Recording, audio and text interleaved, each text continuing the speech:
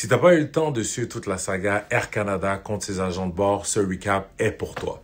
Donc tout d'abord, d'un bord, on a Air Canada. Air Canada a enregistré un record de revenus d'exploitation d'environ 22 milliards de dollars canadiens pour l'année 2024, soit une hausse de 2% par rapport à l'année précédente. On parle d'un bénéfice d'environ 1,7 milliard de dollars canadiens. De l'autre bord, on avait des agents de bord, environ 10 000 agents de bord d'Air Canada, représentés par le syndicat SCFP, donc syndicat canadien de la fonction publique. Ils avaient lancé une grève parce qu'ils exigeaient des meilleurs salaires et une rémunération pour les tâches effectuées au sol. En effet, la plupart de la population, dont moi, ne savait pas que les agents de bord effectuaient beaucoup de tâches pour lesquelles ils n'étaient pas payés. C'est évalué à environ 35 heures de travail non payées par mois. On any given day, there's lots of time that I am not paid for. And if I arrive on a flight until that aircraft leaves and departs, I'm not paid. And going to Vancouver and returning, it's approximately an 8-hour day and I would be paid for 4 hours. Après 9 mois de négociations entre les deux parties, c'est toujours l'impasse. Air Canada ne veut plus négocier. Donc, le 13 août, le syndicat canadien de la fonction publique dépose un préavis de grève de 72 heures. Dans un extrait d'un article publié sur leur site web, ils disent ceci. La compagnie aérienne refuse d'augmenter les salaires des agents de bord pour les aligner aux normes de l'industrie, l'inflation ou même le salaire minimum fédéral.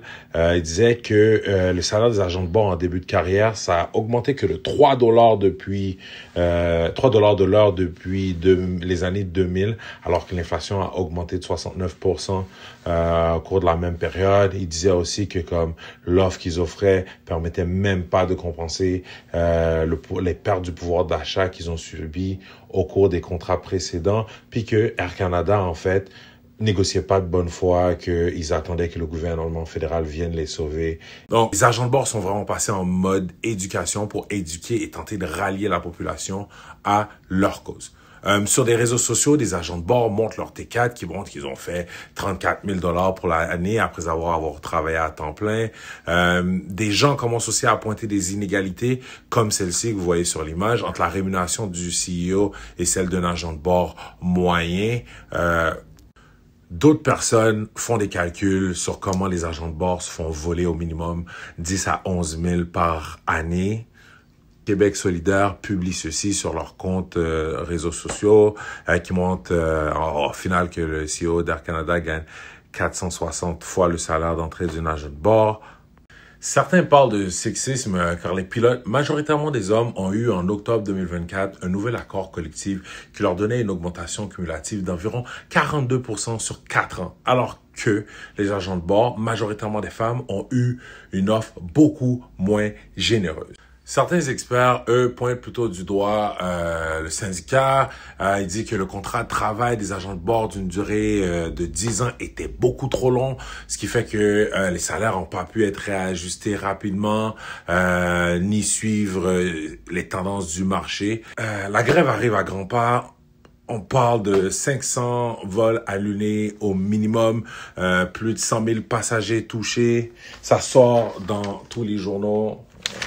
Ainsi, la grève débute le samedi 16 août. La ministre fédérale de l'Emploi, Patty Adjou, j'espère pas avoir massacré son nom, a imposé un arbitrage obligatoire dès le 16 août et le Conseil canadien des relations industrielles a ordonné aux agents de bord de reprendre le travail. Pour ce faire, c'est l'article 107 du Code canadien qui a été utilisé.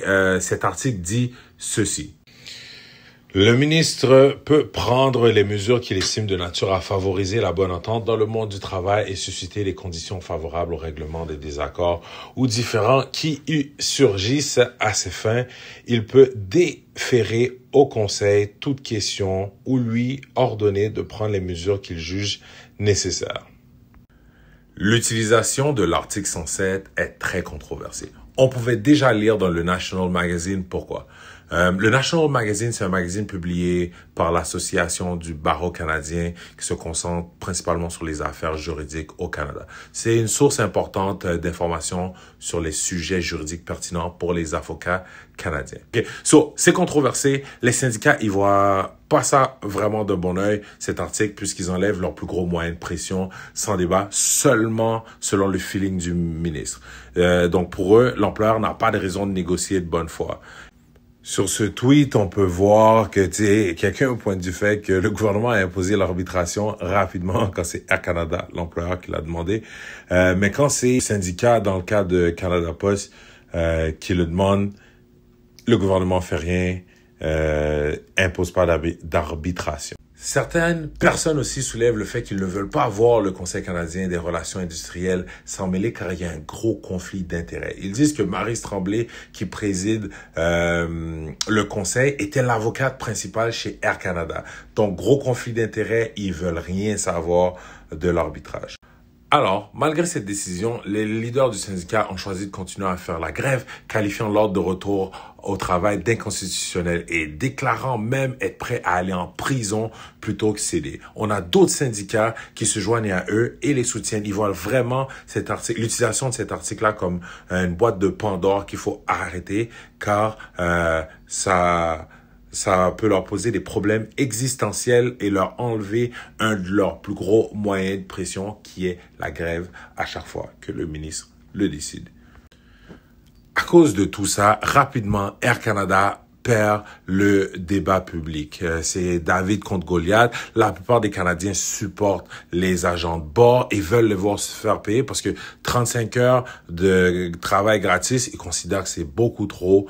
Sans support populaire et face à un syndicat résolu à défier le gouvernement, mardi le 19 août, on annonce qu'il y a eu une entente de principe entre les deux parties. Ça, c'était hier.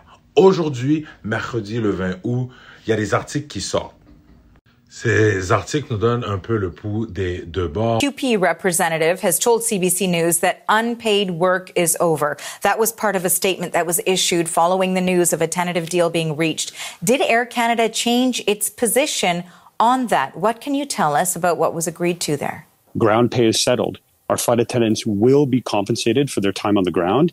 This has been part of our offer for several months now. It absolutely should be in there. And we're so happy that we finally reached this industry-leading deal that allows our flight attendants to be compensated for the important work, safety work, customer service work that they perform on the ground. So it's in there and it's been in the offer for several months now. Au niveau des agents de bord, comme on peut le lire dans cet article du Journal du Québec, c'est une entente de principe qui fait pas l'affaire de tout le monde. Ils indiquaient que l'entente de principe survenue mardi aux petites heures du matin devrait être approuvée par la majorité des membres, mais pour beaucoup d'entre eux, c'est un revers. Ils ont l'impression que c'est pas ça pour quoi ils se sont battus. Ils obtiennent vraiment très peu. On a d'autres articles qui disent que ground pay is a big victory for the union et pour l'industrie. Donc, la rémunération pour le travail au sol devrait changer l'industrie. Bref, j'espère que cette vidéo a pu aider quelqu'un. Peace out.